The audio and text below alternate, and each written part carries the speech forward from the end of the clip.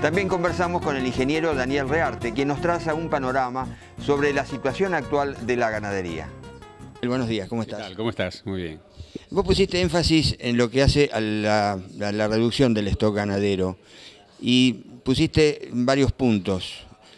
Un tema político y fundamentalmente un tema del ambiente, un tema climático. ¿Cuál es a tu criterio el mayor peso que tiene en esa reducción del stock ganadero argentino? Sí, vos te referís a la caída en el stock que tuvimos en los últimos 4 años, cerca de 10, 12 millones de cabezas. Hay 3 identificados, es complejo, pero hay 3 identificados claramente. O sea, el stock se alcanzó su pico en el fines 2006, principios de 2007.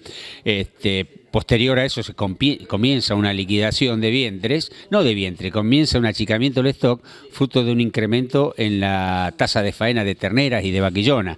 O sea, hubo un desaliento de la actividad, una actividad que no era favorecida con respecto a la agricultura, hubo un cierre de las exportaciones y eso hizo que el productor decidiese ir despegándose de la ganadería y pasándose a la agricultura. Esto fue real.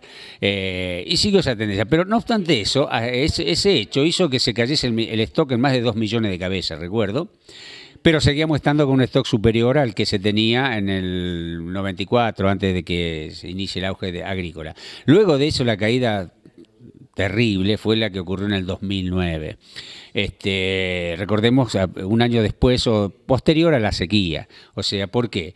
Porque ahí claramente el achicamiento es fruto de la liquidación de vientres que se hicieron. Y la mayoría de los vientres eran todos vientres vacíos que salieron fruto del pésimo servicio que se tuvo en el 2008. O sea, ahí se invierte totalmente las categorías de hembra. Se siguió con una faena de hembra que superaba el 50%, pero ya no eran terneras ni vaquillonas, eran vacas. Las vacas que salían vacías. No te olvides que esa sequía provocó una caída en la preñez de equivalente a 3.800.000 terneros, una barbaridad. Entonces, los 3 hechos. ¿Por qué esta sequía? Uno diría, bueno, sin precedente. No, sin precedente no, porque hace 40 años había existido, no había provocado este tema. Lo que ocurre es que esta sequía lo encontró a una ganadería sobreestoqueada, fruto de que había aumentado el stock de 54 a 58 millones de cabezas en la década anterior, con una reducción de 15 millones de hectáreas que la ganadería había cedido a la agricultura. O sea, fue inevitable, fue una señal drástica, trágica, de que estábamos con una ansiedad de reordenar el stock. ¿Qué es lo que está ocurriendo ahora? Ahora estamos en franco proceso de retención de hembra porque el valor de la hacienda ha hecho que la actividad tenga una rentabilidad, sea competitiva o complementaria de la agricultura. Se están reteniendo hembra en forma importante, pero lo importante tenemos que visualizar a qué stock queremos llegar. O sea, lo que tenemos seguridad de que hay que aumentar la producción de carne, sin duda, y el país tiene todas las condiciones para hacerlo. Pero no se visualiza, como en otros momentos, de que ese incremento se va a hacer solamente incrementando esto, porque podemos terminar en el mismo error. De poder lograr 58, se pueden lograr 58, 60 millones de cabezas, hasta la próxima sequía. Entonces, lo que estamos visualizando es que ese incremento del stock sea acompañado de un incremento de la capacidad forrajera, la capacidad de campo.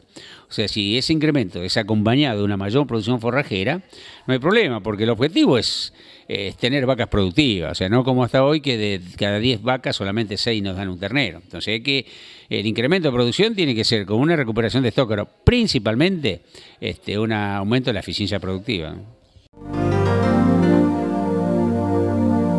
El plan estratégico agroalimentario que hace muy poco presentó la Presidenta de la Nación, se habla también de exportaciones cárnicas importantes, llegar prácticamente a 1 millón de toneladas de exportación. A mí me parece que la exportación es la base de lo que hace el negocio ganadero y aparentemente, de acuerdo a las políticas del gobierno, bueno, hay pocas expectativas de que hayan exportaciones abiertas.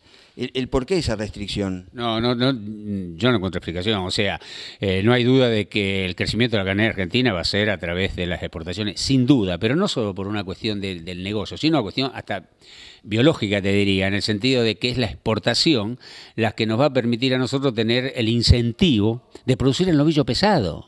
O sea, Argentina tiene un problema de producción. Tiene pocos terneros, que producía 14 millones, ahora está en 11. Y encima los faena con 150 o 180 kilos menos de lo que lo podría faenar. Lo cual es perder carne. El ternero nos falta y encima lo faenamos chico. Entonces la exportación es la atracción, porque es el novillo que requiere ese mercado. Entonces es vital enfocar la ganadería a la exportación, porque incluso va a tener resabio favorable también sobre el consumo, sobre la oferta interna, porque no te olvides que existen cortes para exportación y cortes para el mercado interno, o sea que no hay duda de que este crecimiento tiene que ser acompañado con eso, y yo soy optimista, yo creo que lo va a hacer. La última, Daniel, vos hablas mucho también del tema del nivel de procreo, que supuestamente también está bajo en lo que hace a diferentes zonas del país. Yo diría que quizá en la cuenca del Salado, vos me vas a corregir, aumentó mucho la tecnificación y la tecnología del campo. Y vos hacías un ejemplo en tu disertación respecto a Corrientes. ¿Es posible incrementar el nivel de procreo en aquellas provincias o regiones con deficiencia de pastos, con poca calidad de forrajes y demás? Es más complicado que en otra zona. El tema ganadero es complicado. La ganadería es la historia del país, no solo en aspecto productivo, de toda índole. Es la historia del país. Y es una historia que muchas veces tiene que ser intentada ir cambiándola. O sea, la actividad cría, la actividad ganadera no siempre ha sido en el país una actividad meramente afincada en la producción. La vaca de cría es sinónimo de unidad productiva, pero también de capitalización. Y es entendible. O sea, fíjate que estas empresas que tienen esos bajos índices de procreo siguen siendo rentables. ¿Por qué? Porque tienen una escala o tiene todo un manejo de bajo costo que permite con baja tasa de procreo seguir teniendo sustentabilidad económica. Son empresas. Ahora la situación está cambiando. Yo me pregunto qué va a pasar con estas empresas de bajos índices productivos con el nuevo valor que tiene la tierra. Es muy distinto tener una fracción de tierra que tenía un valor de 200, 300 dólares la hectárea. Yo la podía tener ahí, bueno, tenía lo que podía, trataba de gastar menos. Ahora tener una tierra que a lo mejor cuesta $2.000 la hectárea y que me exige a mí pensar qué hago con ese capital. ¿Lo meto en producción con todo o se lo vendo a alguien que lo ponga a producir? O sea, yo creo que estamos realmente en presencia no de un cambio en la geografía productiva, pero lo que pasa es que es un cambio que se da en muy poco tiempo y de muchas cosas simultáneas, lo cual genera incomodidades y no todos los eslabones de la cadena se ven siempre favorecidos. Son las crisis que permiten luego un progreso, ¿no? Vamos a cambiar de tema. Estuvimos en la provincia de Córdoba, en el departamento de Río Tercero, y visitamos una planta de procesamiento de semilla de soja. Nos entrevistamos con su titular, el señor Fabián Mengo. Esto nos decía. Bueno, buenos días. La planta en sí es una planta que fue adquirida a una empresa cordobesa, aquí de Tancacha. Es nacional, las máquinas, lo que es extrusora, prensa. Es una planta de procesamiento de soja para obtener aceite por un lado, aceite de soja crudo, desgomado, y expeller de soja por el otro lado.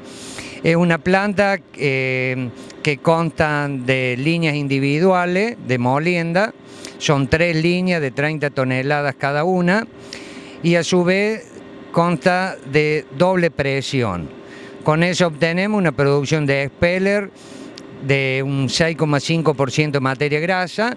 Le logramos extraer por el sistema de doble presión un 1,5% más de aceite a la soja. ¿Qué porcentaje de aceite se obtiene entonces, vamos a suponer, sobre 100 kilos de soja? Bueno, se obtiene por el sistema de doble presión y el proceso en sí del desactivado de la soja por extrusión, se obtiene más o menos un rendimiento de un 15 a un 16% de aceite. Y tenemos alrededor de un 82-83% de expeller, ¿sí? El resto es humedad de la soja que se evapora, se pierde, ¿no? Así entonces tenemos el aceite por un lado y las harinas de soja expeller por el otro. Luego entonces, ¿cómo sigue el proceso en el caso del aceite? Bueno, en el caso del aceite, nosotros le realizamos un desgomado, por eso obtenemos un aceite crudo desgomado, y ese aceite va con destino o industriales o va para la realización le siguen incorporando mano de obra a ese aceite, lo refinan, ¿sí? Que va para consumo humano por medio de o margarina o aceite refinado de soja, ¿no? O en sus mezclas. ¿Y en el expeller?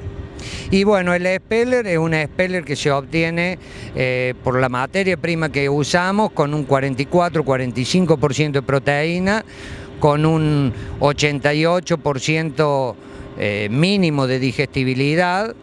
Hemos llegado a tener a un 98% de digestibilidad de esa proteína y un 6,5% de materia grasa.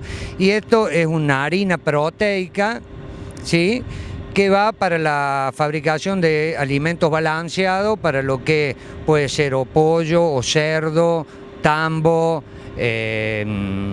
pescado incluso.